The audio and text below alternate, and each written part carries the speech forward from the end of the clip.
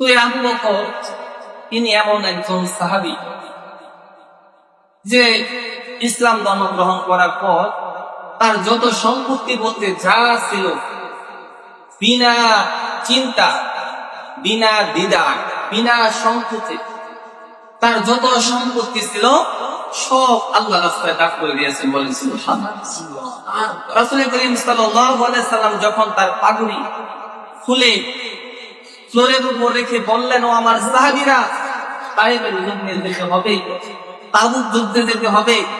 এখন সব দিক থেকে আর্থিকভাবে আমরা দুর্বল, অনেক সাহাবী আছে যাদের অস্ত্র নাই, ঘোড়া নাই, যুদ্ধে যাওয়ার মতো কোনো সরঞ্জাম নাই, অর্থের প্রয়োজন, তোমরা যে যা পারো ইসলামের জন্য দান করো। যখন এরকম করে ঘোষণা দিলেন, এক এক সাহাবী বাড়িতে চলে আসলেন। এসে এক এক সাহাবী তাদের সম্পত্তির অর্ধেক, এক তৃতীয়াংশ, এক চতুর্থাংশ এরকম করে একের পর এক দান করা শুরু করলেন। হযরত আবু বকর রাদিয়াল্লাহু তাআলা আনহু তার সম্পত্তি যা ছিল, মোটামুটি যে সম্পত্তিগুলো ভালো ছিল ওগুলো আগেই দেওয়া শেষ। এখন কোন রকম ভাবে চলা যায়, মানে ওটা চলা বলা যায় না, আমাদের যেভাবে আমরা চলি ওই হিসেবে চলা যায় না। একবারে সম্পত্তি বলতে তার ঘরে রুটি বানানোর যে পাতিল ছিল, যেগুলা রুটি আটা পিষে, এগুলা যা ছিল সবগুলো একটা পুটুলির মধ্যে বাঁধলেন।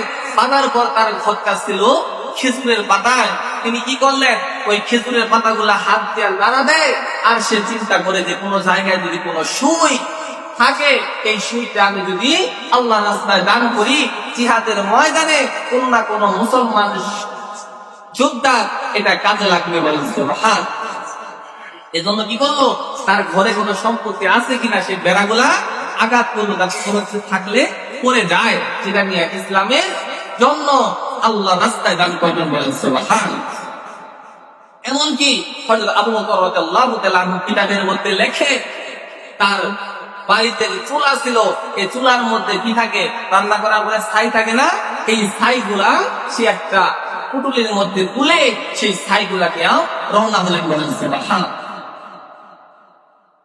তাহলে স্বামী যদি এরকম হয়, সাহাবী যদি এরকম হয়, তার বিবিটা কেমন হবে?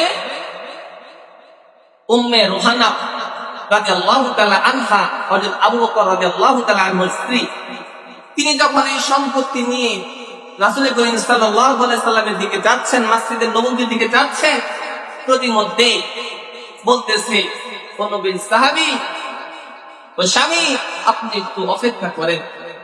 তখন এই উম্মে রুহানা এই আবু বকরের স্ত্রী ঘরের মধ্যে গেলেন।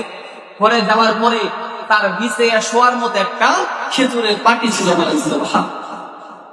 এই খেজুরের পাটিটা এই উম্মে রুহানা সে তার সারা শরীরের মধ্যে পেঁচিয়ে নিলেন। পেঁচিয়ে নেওয়ার পরে তার শরীরের মধ্যে একটা পুরান কাপড় ছিল, এই কাপড়টা খুলে তার স্বামীর হাতে দিয়ে বললেন, স্বামী, আপনি কি করেন, এই কাপড়টা নিয়ে আপনি আল্লাহ রাস্তায় দান করে দেন। কত মুসলমান যুদ্ধের ময়দানে আহত হবে, তাদের হাত পা কেটে যাবে, আমার এই পুরান কাপড়টা দিয়ে তারা ওই রক্তাক্ত জায়গা, ক্ষত জায়গাগুলো মুছবে, তারা এটা দিয়া তাদের শরীর হাত পা বাঁধবে। বলেন সুবহান। কি করলেন, খেজুরের পাতার যে চাটি ছিল বিছানার মধ্যে, সে চাটিটা পাঠিয়ে দিচ্ছে, ওই পাটি আর খেজুরের পাটি চাপ দিতে পারেন। আমরা তো শৌখিনতা করে ব্যবহার করি, তারা কি করতো, অস্ত্রের মধ্যে।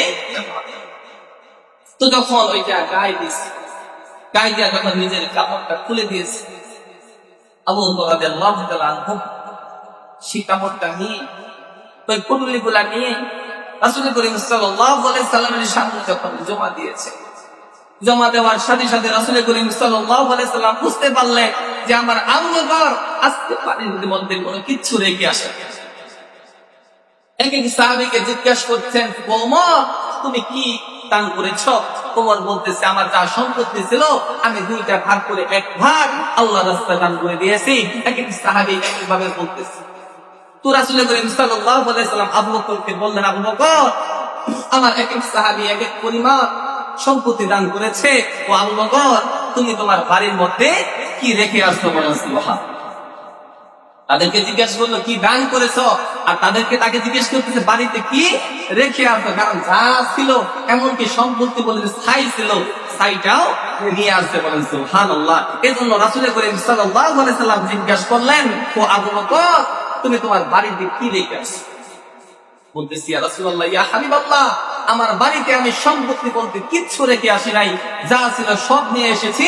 আমার বাড়িতে আমি আল্লাহ এবং তার রাসূলকে রেখে আসতে বলেন সুবহানাল্লাহ। তো যখন তার বিবির কাপড়টাও জমা দিয়েছে, সাথে সাথে হযরত জিবরাইল আলাইহিস সালামকে আল্লাহ তাআলা পাঠিয়ে দিয়েছেন বলেন সুবহানাল্লাহ।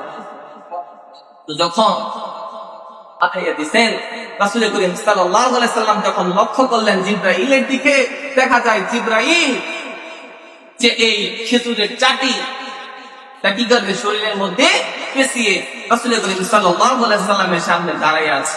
কোন কোন কিতাবের মধ্যে পাওয়া যায় চট পড়ে আসছে, তবে আমি যে কিতাবের মধ্যে পড়েছি সেখানে আছে যে খেজুরের চট বা চাটি সে কি করছে হযরত ইব্রাহিম আলাইহিস সালাম পেঁচিয়ে আসছে।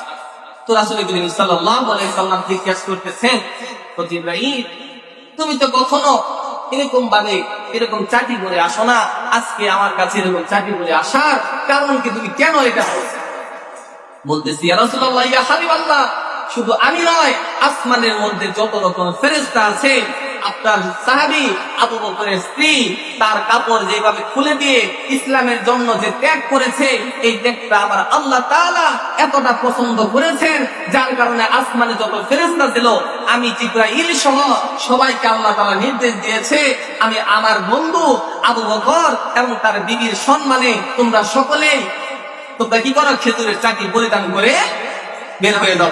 সুবহানাল্লাহ।